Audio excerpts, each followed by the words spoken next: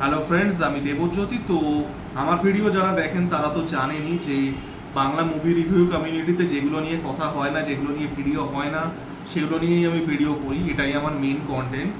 তো আজকে আমরা বাংলা সিনেমার এমন একজন পরিচালককে নিয়ে কথা বলবো যিনি তার ডিউ ক্রেডিটটা, তার প্রাপ্য ক্রেডিটটা পান না। তিনি তার জীবদ্দশাতেও পাননি এবং পরবর্তীকালে লোকে তো এখন তাকে ভুলেই গেছে।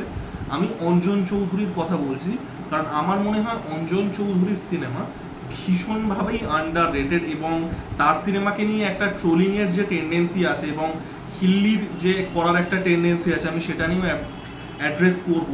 কিন্তু আমি প্রথমেই একটা কথা বলতে চাই যে অঞ্জন চৌধুরীর সিনেমা এবং যে জিনিসটা আমার সব থেকে ভালো লাগতো, আমি প্রচুর সিনেমা দেখি, আমার কী টাইপের সিনেমা আমার টেস্ট আপনারা সেটা জানেন, আমার ভিডিও দেখেছেন।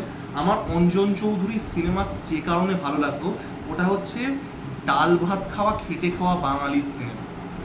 একটা ডাল ভাত খাওয়া, একটা খেটে খাওয়া বাঙালির যে জীবন, তাদের যে ভাষা, সেই ভাষায় সিনেমাটা হচ্ছে। এবং এই জিনিসটা আমার অঞ্জন চৌধুরীর সিনেমা সব থেকে ভালো লাগতো, যে বাংলা সোসাইটির সব থেকে যে মানে মানে লোয়েস্ট কমন ডিনোমিনেটার যে মানুষ, যে যাদের গল্প সিনেমাতে উঠে, বাংলা সিনেমায় এখন তো একদমই আসে না, হয়তো অঞ্জন চৌধুরীর আগেও আসতো না, বাংলা সিনেমা বরাবরই একটু আরবান ঘেঁষা, তো সেই গল্পগুলো উঠে আসতো, এগুলো আমার খুব ভালো লাগে। এবং তার সিনেমায় আরও একটা জিনিস, এবং যেটা অফেন আন্ডার অ্যাপ্রিসিয়েটেড যায়, সেটা হচ্ছে সেই সময়কার সমাজ। অঞ্জন চৌধুরী যে সময় সিনেমা বানাচ্ছেন, ধরো 1980s বা 1990s, সেই সময়কার যে সোশ্যাল বা পলিটিক্যাল সমস্যাগুলো ছিল, সেগুলোও কিন্তু তার সিনেমায় রিফ্লেক্ট করে আসছে। তার সিনেমাগুলো ফ্যামিলি ড্রামাই মূলত হতো, কিন্তু তার মধ্যেও কিন্তু বিভিন্ন সোশ্যাল প্রবলেম, বিভিন্ন পলিটিক্যাল প্রবলেম, সেগুলো কিন্তু অ্যাড্রেস তিনি করতেন। তার সিনেমা কিন্তু প্রচণ্ডভাবেই সমাজের দিক দিয়ে, সময়ের দিক দিয়ে প্রাসঙ্গিক হতো, যেটা আবারও এখন বাংলা সিনেমার সমস্যা, যে বাংলা সিনেমার এখন নিজের টাইমকে রিফ্লেক্ট করতে পারে না, কোনো প্রাসঙ্গিক টপিক নিয়ে কথা বলতে পারে না। অঞ্জন চৌধুরীর সিনেমাগুলো কিন্তু সেটা করতে পারতো, despite being a commercial cinema এবং একজন পুরোপুরি একটা ফ্যামিলি ড্রামা ঘরানার সিনেমা। তো আপনারা যদি অঞ্জন চৌধুরীর সিনেমাগুলো দেখেন, এবং অঞ্জন চৌধুরীর সম্পর্কে অনেকের একটা ভুল ধারণা আছে, অঞ্জন চৌধুরী অ্যাকচুয়ালি খুব বেশি সিনেমা ডাইরেকশন নিজে দেন, এবং অঞ্জন চৌধুরীর মানে বেশিরভাগ যে সিনেমার কাজ, সেটা অ্যাজ আ রাইটার। মানে আমরা অঞ্জন চৌধুরীর যে সিনেমাগুলো অনেক সময় ভাবি, সেগুলো অ্যাকচুয়ালি অঞ্জন চৌধুরীর ডাইরেকশন দেওয়া সিনেমা না। যেরকম ধরুন বড় বউ, মেজ বউ, ছোট বউ, এগুলো অঞ্জন চৌধুরীর ডাইরেকশন দেওয়া সিনেমা নয়, এগুলো তার রিটেন এবং রাইটিংয়ে আমি আসছি। আপনি যদি তার ডাইরেকশন দেওয়া সিনেমাগুলো দেখেন, আপনি প্রত্যেকটাতে সমাজটাকে দেখতে পাবেন। একটা তো বললামই যে ডাল ভাত খাওয়া, খেটে খাওয়া বাঙালির গল্প দেখতে পাবেন এবং সমাজটাকে দেখতে পাবেন। অঞ্জন চৌধুরীর প্রথম সিনেমা হচ্ছে শত্রু, যেটা বেসিক্যালি বাংলা সিনেমাকে বাঁচিয়ে দিয়েছিল, কারণ শত্রু আসছে 1984 সালে, এবং উত্তম কুমারের মারা যাওয়ার পরে বাংলা সিনেমার বক্স অফিসের এত খারাপ অবস্থা হয়েছিল, লোকে ভেবেছিল বাংলা ইন্ডাস্ট্রি উঠে যাবে। শত্রু বাংলা ইন্ডাস্ট্রিকে বাঁচিয়ে দিয়েছিল। আপনি যদি শত্রুতে দেখেন, শত্রুতে কি দেখাচ্ছে? শত্রুতে কোরাপ্ট পলিটিশিয়ান, পুলিশের সাথে পলিটিশিয়ানদের একটা নেক্সাস তৈরি হয়েছে। পুরো পলিটিশিয়ানরা পুলিশরা পুরোপুরি পলিটিশিয়ানদের হাতের একদম পুতুল হয়ে গেছে। সেগুলো কিন্তু সেই সময় সোশ্যাল রিফ্লেকশন। 1977 সালে রেজিম চেঞ্জ হচ্ছে, তারপরে বিভিন্ন রকম পলিটিক্যাল ব্যাপার স্যাপার হচ্ছে, সেগুলো আমরা সবাই জানি।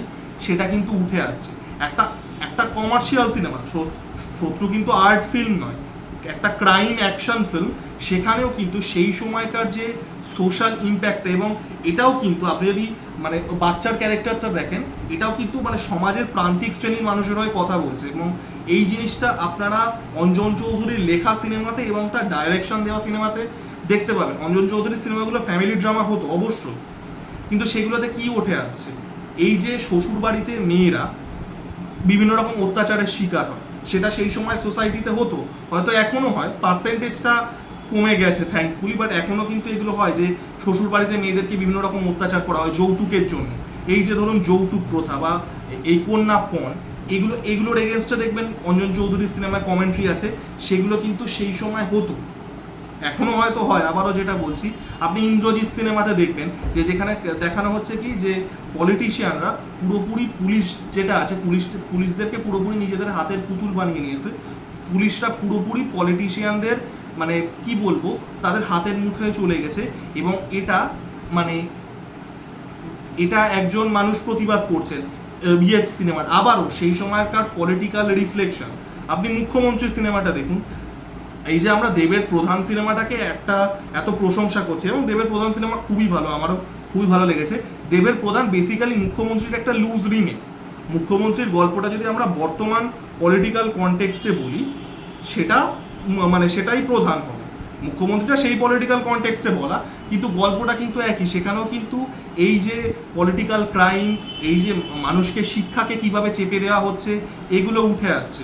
জীবন নিয়ে খেলা সিনেমাটাতে আপনারা যদি দেখেন, কি করা হচ্ছে যে ডাক্তারদের দেখানো হচ্ছে যে পুরোপুরি একটা স্বাস্থ্য বা এই যে ডাক্তারি পেশাটা, সেটা কিভাবে মানে বিক্রি হয়ে গেছে, যে ভুয়ো ওষুধ, জাল ওষুধ, সেগুলো সেই সময় হতো। আপনারা যদি সেই সময়কার পুরনো ইয়েগুলো দেখেন, মানে পুরনো খবরের কাগজ পড়েন বা ইয়ে করেন, এগুলো কিন্তু হতো জাল ওষুধ। আমরাও ছোটোবেলায় পড়েছি জাল ওষুধ, স্ক্যান্ডেল ফ্যান্ডেল। তো সেগুলো কিন্তু উঠে যাচ্ছে, এবং শিক্ষা ব্যবস্থাটা, শিক্ষা বলছি স্বাস্থ্য ব্যবস্থাটা কিভাবে পুরোপুরি বিক্রি হয়ে গেছে, কি করে মানে ডাক্তাররা মানে বেছে দিচ্ছেন নিজেদেরকে, সেগুলো দেখানো হচ্ছে। প্রত্যেকটাই কিন্তু সোশ্যাল রেলিভেন্স আছে, রাজনৈতিকভাবে রেলিভেন্ট, সোশ্যালি রেলিভেন্ট, এবং মানুষের জীবনের গল্প বলছে।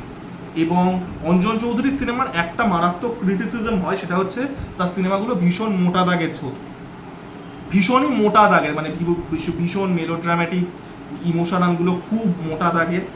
দেখুন, এটা আমি বলতে চাই যে ইমোশন কিভাবে কনভে করবেন, একটা ভালোবাসা, রাগ, দুঃখ, আবেগ আপনি কিভাবে কনভে করবেন সিনেমাতে, সেটা আপনার কালচার টু কালচার ভ্যারি করে। এটা আপনারা যারা বিদেশি সিনেমা দেখেন তারা তো জানেনই, যারা দেখেন না আপনারা নিজেরাও ট্রাই করে দেখতে পারেন। একটা মালয়েশিয়ান সিনেমাতে যেভাবে ভালোবাসা দেখানো হয়, একটা ইউরোপিয়ান সিনেমাতে সেভাবে হয় না। একটা ইউরোপিয়ান সিনেমাতে যেভাবে ভালোবাসা বা যে কোনো ইমোশন দেখানো হয়, সেটা আমেরিকানে হয় না, এবং আমেরিকান সিনেমাতে যেভাবে হয় সেভাবে ভারতীয় সিনেমায় হয় না। ইমোশন কিভাবে কনভে করবেন সেটা কিন্তু কালচারের ওপরে ডিপেন্ড করে, আপনি কোন অডিয়েন্সকে কেটার করছেন সেটার ওপরে ভ্যারি করে। বাংলার যে অডিয়েন্স, একজন খেটে খাওয়া বাঙালি অডিয়েন্স, তারা কিন্তু ওই মোটা দাগের ইমোশন, ওটাতেই তারা কানেক্ট করতে পারত, এবং সেই জন্যেই কিন্তু ওইভাবে সিনেমাগুলো বানানো। এই নয় যে মানে Anjan Chowdhury was not capable of subtlety. আপনি যদি শত্রু সিনেমাটা দেখেন, যেটা প্রবাবলি বাংলার till to this day best মানে মেইন স্ট্রিম কমার্শিয়াল সিনেমা, এই বিষয়ে কোনো ডাউটই নেই, মানে শত্রু, সেখানে দেখবেন গল্পটা যথেষ্ট সাটলি বলা। তার পরবর্তীকালে সিনেমাগুলোতে তার একটু মানে মোটা দাগ হয়ে যাচ্ছে, কিন্তু সেটাও কিন্তু যে তার অডিয়েন্স কারা, তার অডিয়েন্স আছে খেটে খাওয়া বাঙালি মানুষ, একদম সমাজের কি বলবো, একদম মানে নিচু স্তরের মানুষ যারা, তাদের গল্প তিনি বলছেন, তাদের গল্প তার মতো করে বলতে হবে।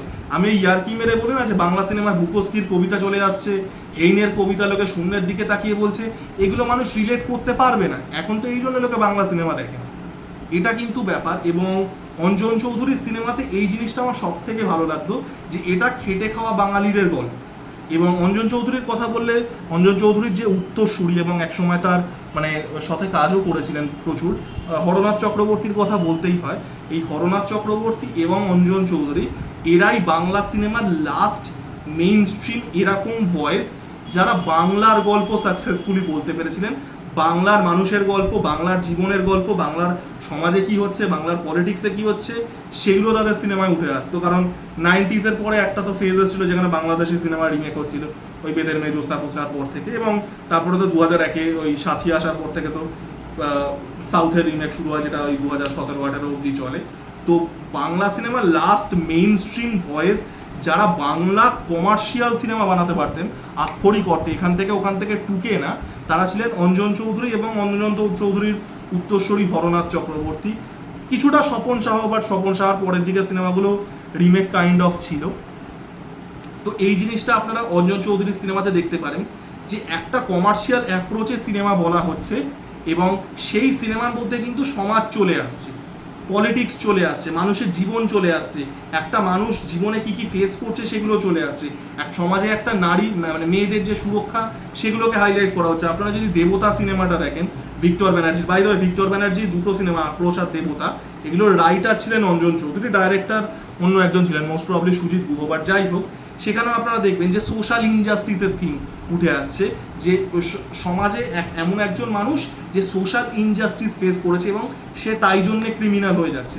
আবারও সমাজের রিফ্লেকশন, আপনি হরনাথ চক্রবর্তীর রণক্ষেত্র বলে সিনেমাটা আছে, সেটা দেখবেন যে সেখানে কি উঠে আসছে, সেখানে উঠে আসছে হচ্ছে যে কলেজের র্যাগিং, যেটা এখনো হয়, এবং সেই সময়কার ড্রাগ কালচার, যে ইউথ যারা তারা ড্রাগ অ্যাডিক্টেড হয়ে যাচ্ছে, ড্রাগস ঢুকে পড়ছে সমাজে, সেগুলো উঠে আসছে।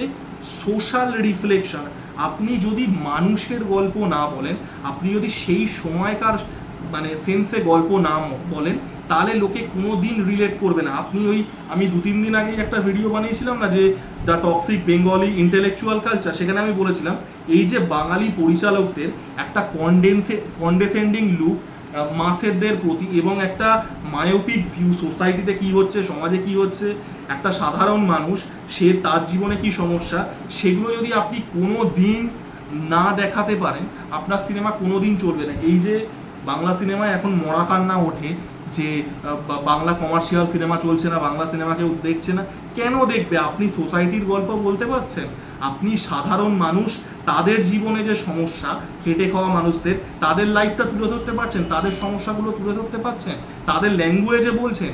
শুধু তো এমটি হলো আঁচলামো মারলে তো হবে না, আপনাকে তাদের ভাষাতে কমিউনিকেট করতে হবে। আমি ইয়েতেও এই কথাগুলোই বলেছিলাম যে টক্সিক বেঙ্গলি ইন্টেলেকচুয়ালে, যে আপনাকে কোনোদিন আপনি মাসকে বাদ দিয়ে সিনেমা হয় না, আপনাকে মাসের ভাষায় বলতে হবে। অঞ্জন চৌধুরীর সিনেমাগুলো মোটা দাগের হতো বলেই সেগুলো লোকের সাথে কানেক্ট করতে পারত, সেগুলো মানুষের গল্প বলতে বলে সেই সময় সমাজ পলিটিক্স, একটা মানুষ সমাজে যা যা ফেস করছে সেগুলোর গল্প বলতো বলেই সেগুলো করতে পারতো। তো এগুলো এখন বাংলা সিনেমায় হয় না বলেই লোকে দেখে না।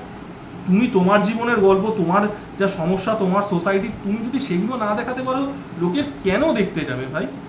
তো অঞ্জন চৌধুরী এই জিনিসগুলো আমার খুব ভালো লাগতো, খুবই আন্ডাররেটেড একজন ডাইরেক্টর। আমি দেখেছি প্রচুর লোকে ট্রোল করে অঞ্জন চৌধুরীকে, যারা ট্রোল করে এই সিনেমা মোটা দাগের হওয়ার জন্য, তাদের সিনেমার আন্ডারস্ট্যান্ডিং বেসিক্যালি নেই, বিং ভেরি অনেস্ট। তারা সিনেমাতে কিভাবে কালচার ডেপিক্ট করা হয়, কিভাবে ইমোশন বিল্ড করা হয় একটা স্পেসিফিক অডিয়েন্সের জন্য, সেগুলো তাদের আন্ডারস্ট্যান্ডিং নেই। সে যাই হোক, আমি কাউকে I am not holding someone accountable, I am not holding someone accountable I should say. তো যাই হোক, তো অঞ্জন চৌধুরীর সিনেমাতে এই জিনিসগুলো খুব ভালো লাগতো আমার, যে একদম পুরো ডাল ভাত খাওয়া বাঙালির গল্প, এবং সমাজে যেটা হচ্ছে সেগুলো উঠে আসছে, এবং এমন একটা ল্যাঙ্গুয়েজে বলা হচ্ছে যেটা সবাই কানেক্ট করতে পারবে। এবং এটা অঞ্জন চৌধুরী এবং বাই এক্সটেনশন হরনাথ চক্রবর্তীর ক্ষেত্রে প্রযোজ্য, এবং তারাই কিন্তু লাস্ট দুজন, এবং আবারও কিছুটা স্বপন সাহা, যারা বাংলার কমার্শিয়াল সিনেমা বানাতে পেরেছিল। এই যে কমার্শিয়াল সিনেমা করে এই যে রব ওঠে, বাংলার অ্যাকচুয়াল কমার্শিয়াল সিনেমা কিন্তু লাস্ট এরাই তৈরি করেছিলেন। অঞ্জন চৌধুরীর লাস্ট সিনেমা ছিল হচ্ছে বাঙালি বাবু, যেটাও আবারও ওই গল্প, যে সেই সময় ওই জমি অধিগ্রহণ হচ্ছে, বস্তি ভেঙে ফ্ল্যাট হচ্ছে, সমাজের নিচু স্তর থেকে মিঠুন চক্রবর্তী উঠে আসছে, আবারও সমাজের গল্প। তো তারপরে কিন্তু আর সেইগুলো হয়নি, পুরোপুরি রিমেকে চলে গেছে। তো অঞ্জন চৌধুরী আমার মনে হয় যতটা অ্যাপ্রিসিয়েশন ডিজার্ভ করেন তিনি একদমই পান না। তো আমার ভিডিওটা কেমন লাগলো জানাবেন, লাইক, কমেন্ট এবং সাবস্ক্রাইব করে আমার পাশে থাকুন। ধন্যবাদ।